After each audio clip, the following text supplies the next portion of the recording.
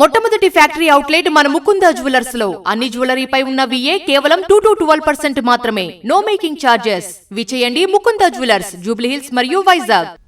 నూతన supreme leader Mojtaba Khamenei నాయకత్వంలో Iran revolutionary guard corps IRGC దాడులను విస్తృతం చేసింది.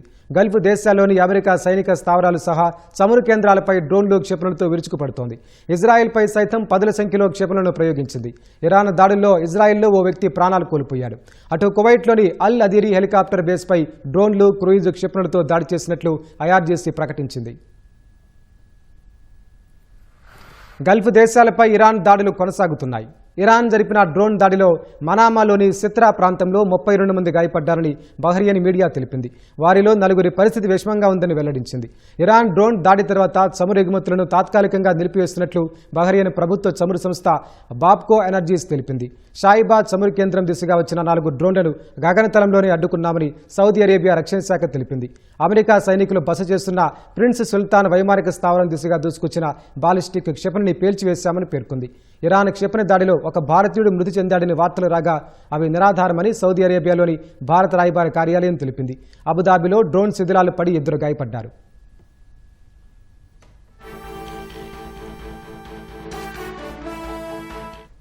యుఏఈపై ఇరాన్ మరోసారి భారీ స్థాయిలో క్షిపణులు, డ్రోన్లతో విరుచుకుపడింది. 15 క్షిపణులను గుర్తించి వాటిలో 12 క్షిపణులను గాలిలోనే పేల్చివేసినట్లు యుఏఈ తెలిపింది. మిగిలిన 3 క్షిపణులు సముద్రంలో పడిపోయాయని పేర్కొంది. ఇరాన్ ప్రయోగించిన 18 డ్రోన్లలో 17 డ్రోన్లను అడ్డుకున్నట్లు తెలిపింది. అటు ఇరాక్ రాజధాని బాగ్దాద్లో డ్రోన్ శిథిలాలు పడి ఓ భవనంలో మంటలు చెలరేగాయి. ఈ ఘటనలో ఓ మహిళ గాయపడినట్లు తెలిసింది. బాగ్దాద్ విమానాశ్రయం లక్ష్యంగా డ్రోన్ దాడి జరిగినట్లు సమాచారం.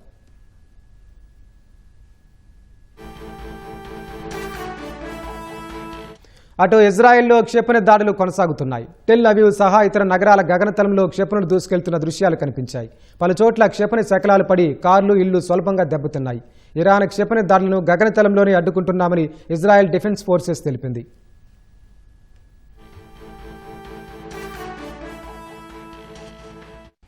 మరోవైపు గత వారం తుర్కియే, సైప్రస్, అజర్బైజాన్లపై ఇరాన్ దాడులు చేసిందన్న వార్తలను ఆ దేశ విదేశాంగ మంత్రిత్వ శాఖ ప్రతినిధి ఇస్మాయిల్ బగాయి ఖండించారు. ఇరాన్ భూభాగం నుంచి ఈ దేశాలపై ఎలాంటి దాడులు జరగలేదని స్పష్టం చేశారు. ఈ దాడులు ముందస్తుగా ప్లాన్ చేసిన నాటకం కావచ్చని ఆయన అభిప్రాయపడ్డారు. ఇరాన్కు పొరుగు దేశాల మధ్య గొడవలు పెట్టడానికి శత్రువులే ఇలాంటి దాడులు చేసే అవకాశం ఉందని అనుమానం వ్యక్తం చేశారు. తుర్కియే, సైప్రస్, అజర్బైజాన్తో స్నేహపూర్వక సంబంధాలను కొనసాగించడానికి ఇరాన్ కట్టుబడి ఉందని బగాయి పేర్కొన్నారు. ప్రస్తుత యుద్ధ వాతావరణంలో అనేక దేశాలు ఇరాన్ క్షిపణులు, డ్రోన్ల లక్ష్యంగా ఉన్నాయని ప్రచారం జరుగుతున్న నేపథ్యంలో ఈ మేరకు వివరణ ఇచ్చారు.